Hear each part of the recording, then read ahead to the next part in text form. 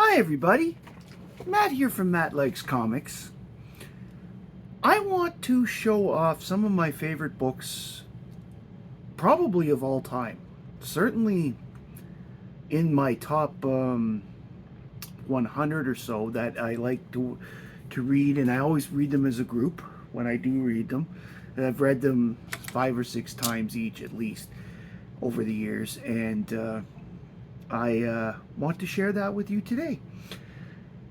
If you'll recall, from 1978 to 1986, there was a series called DC Comics Presents, which featured Superman team-ups over, and it would be with different people. It could be the Flash one issue, the Legion of Substitute Heroes, Hawkman, Aquaman, Martian Manhunter, all the Doom Patrol, like Superwoman, Supergirl.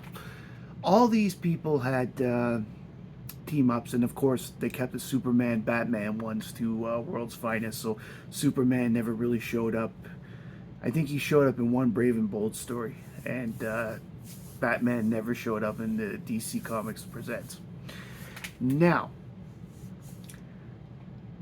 that title was canceled with Crisis on Infinite Earths because that was considered to be pre-Crisis Superman, which was no longer the case. You had stories with Supergirl, as I said, and other Kryptonian type things, and that was part of the deal that went. Plus, there were a few of the heroes that were killed off and such, so therefore they weren't to continue. But after Crisis, there were 3 Superman titles. There was a Adventures of Superman, which was the old Superman series, Superman Volume 2, which was a new Superman series, and my old favorite, Action Comics. What they did for a little period right after Crisis was for their first, I want to say 16 issues, after Crisis came back, after the 3-month hiatus in order to have the Man of Steel and reboot the Superman's mythos, whatever you want to call it, to the beginning and start everything over. And this was a John Byrne thing. John Byrne, by the way, was involved with just about all of these books.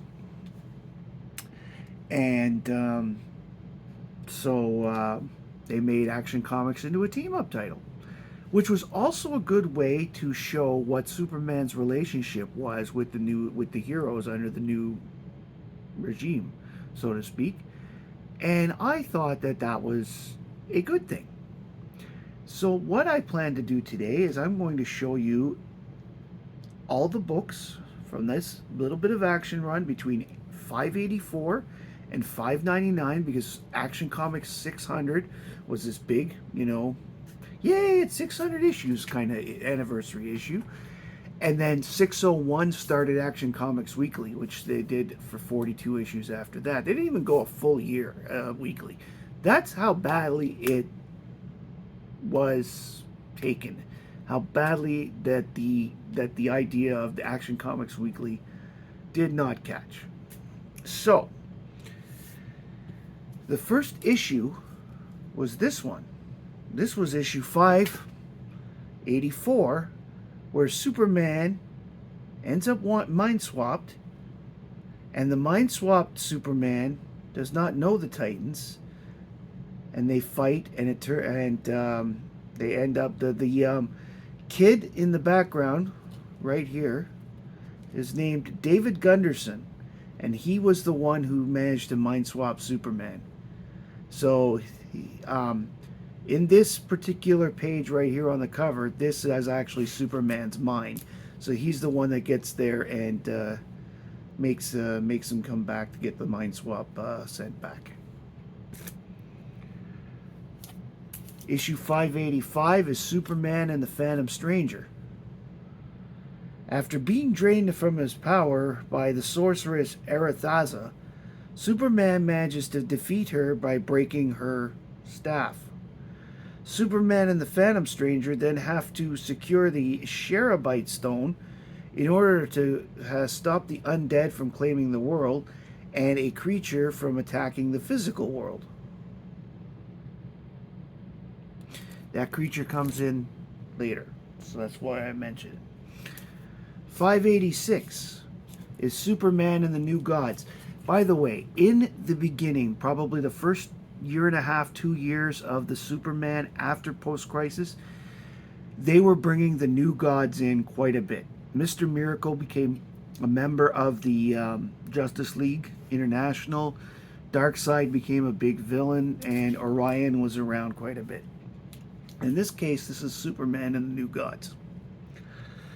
Lightray and Orion travel to Apokolips to confront Superman, who has been brainwashed thoroughly, thinking that he is the son of Darkseid. Luckily, Orion's mother box is able to restore Superman's memories, and he manages to defeat Darkseid, and the Man of Steel is able to escape Apokolips through a boom tube back to Earth. These are fun covers, by the way. Most of them are by Byrne. I say most because there's a couple that are not.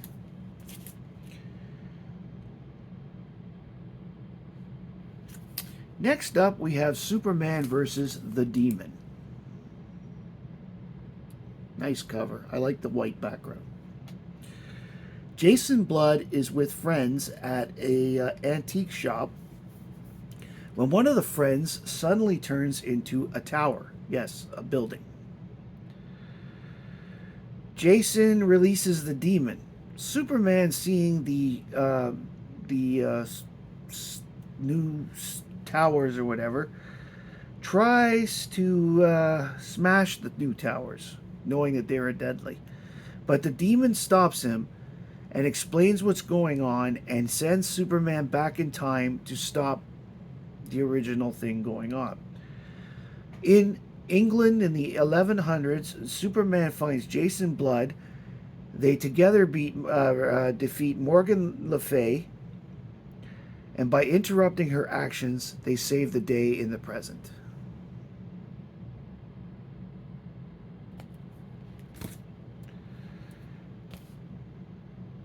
Here we have what they call the Shadow War Epic Climax, and a small background is, at this time, Hawkman and Hawkwoman have been exiled from their home planet, Thanagar, and there is a war going on between Thanagar and a couple of other people, and as a result, they want to end up invading the Earth.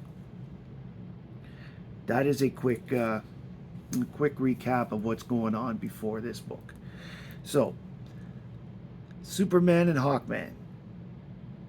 Hawkman and Hawkwoman summon Superman to a abandoned Thangarian ship that contains two villains. They have discovered that an invasion fleet is here, hiding behind the moon, and they need to go and stop it. Once they find the fleet, Superman keeps it busy, while the Hawks manage to scatter the fleet. After the fight, Hawkman and Hawkwoman, they have disappeared. Superman is floating in space unconscious.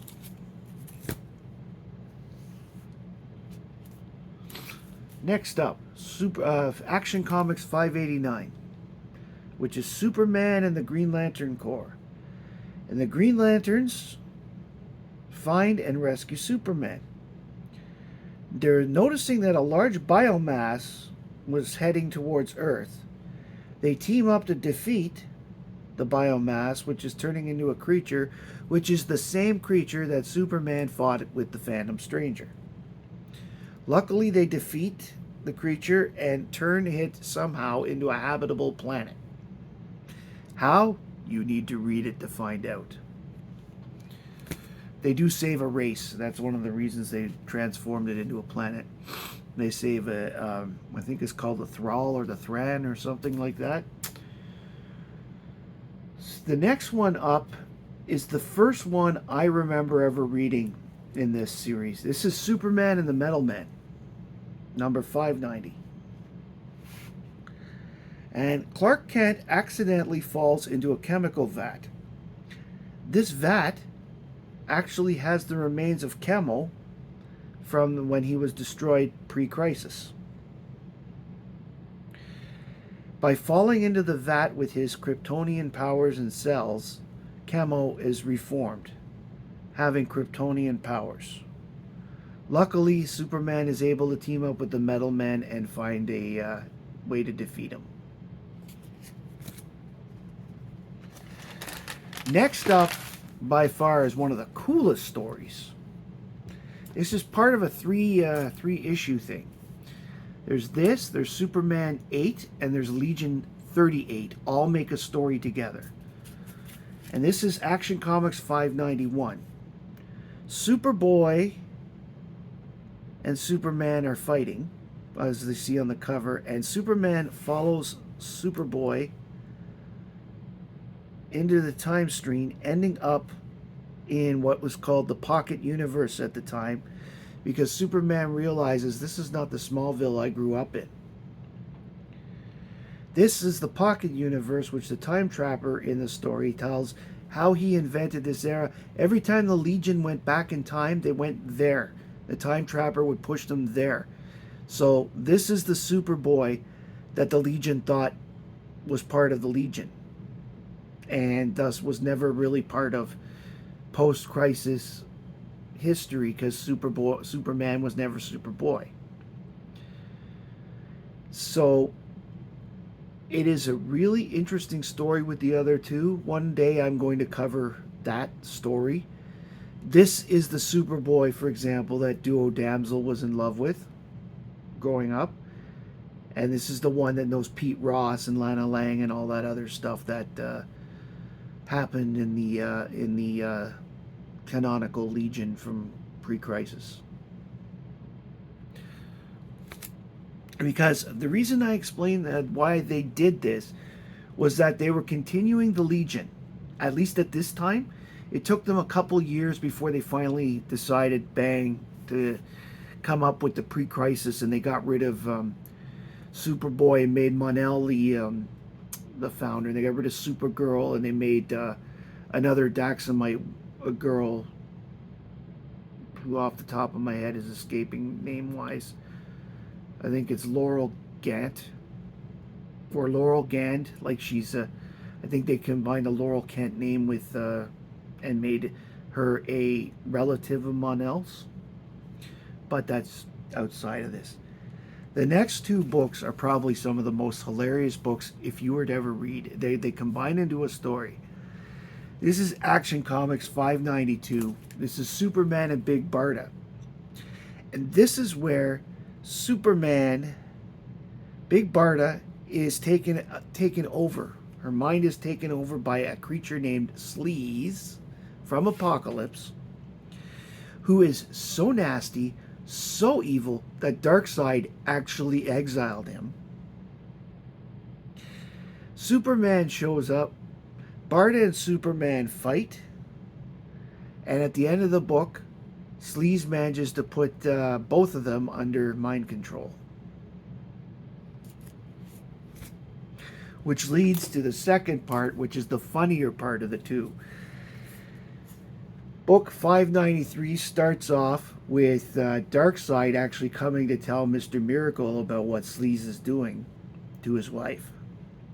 Because Superman and Barda, both under their mind control, as you can see, are kissing, are made to perform in an adult film. When Mr. Miracle shows up and they're in the middle of making this film, both Superman and Barda finally have their they finally get out of the trance, come back, and they get into a fight. And the story ends so funnily, because Barda and Superman just want to pretend that nothing happens, and Mr. Miracle has no choice but to accept that. So we have a very, very awkward ending to a book, and I think it's just absolutely hilarious. If you don't read anything else from this run, read those two. Those two will make you giggle so much. I mean, the guy's name is Sleaze, for God's sake. Which brings us to Action 594. 594 It's Booster Gold and Superman. Now, the first bit of the book actually has Superman and Batman doing a bit of a team up. More like you don't see what happens together, but they talk and they talk about what was going on. Meanwhile, Booster Gold returns from another dimension. Booster, after talking to Lois, kidnaps somebody and ends up fighting Superman. And in the end, it turns out that that Booster was an imposter when the real Booster shows up. If there's one thing about this action run, there was a lot of mind control, mind playing with it, and I think they could have moved that a little more and did something different. Next up, we have Action Comics 595, which actually has key significance, as is the first appearance of the Silver Banshee. So, from a value point of view, this is the most expensive of the books. The Silver Banshee is terrorizing Metropolis. Superman is very vulnerable to her voice. After confronting Superman's spirit, who was actually Martian Manhunter in disguise, and that's what the question marks actually go, because you're not supposed to know who it is that he is with. They team up and defeat her when they discover that she cannot have any power over. It says here, I wrote it as masked identity people. So I guess if the person's identity is not known, they are unaffected by the Banshee's scream, so to speak. Anyways, this is a cool freaking cover. This is a great costume. And it's a great character. And in current continuity, she is no longer evil and is dating Jimmy Olsen. Next up, we have a book that is part of the Millennium event from just after Crisis ended. This was the first crossover under the new post-Crisis era called Millennium. This one is Superman and the Spectre. And basically, if you know what's going on in Millennium, you would know at this point that most of the Smallville residents are missing. The Spectre helps Superman confront the truth of all of them, and he shows that all the missing people are actually in another dimension. And that includes, his parents and some of the other, like Lana Lang and stuff. So people who are missing. Although Lana Lang was a Manhunter controlled, she ended up there at some point. Which actually brings us to the next one. And this one, the cover is done by Kurt Schaffenberger. And the reason it's done by Kurt Schaffenberger, it's a Lois Lane, Lana Lang cover. And quite simply, this is the simplest book of them all. Lois finds out that the Kents secretly raised Superman. This story, of course, is given to Lois so that they can't admit that Clark is Superman. Lana backs them up on this. And Lois is very, very, very pissed because now she knows why Clark seems to get all the inside scoop on the Superman stories. Another fun one. It's less, it is less a superhero-y book, but more of a fun little thing. Again, setting things up in the post-crisis era. Which brings us to issue 598, which is Superman and Checkmate. If you're not familiar, Checkmate is Maxwell Lord and a few other people in DC Comics. It's an organization, Black Ops, that type of stuff that keep behind the scenes, right? So Lois goes to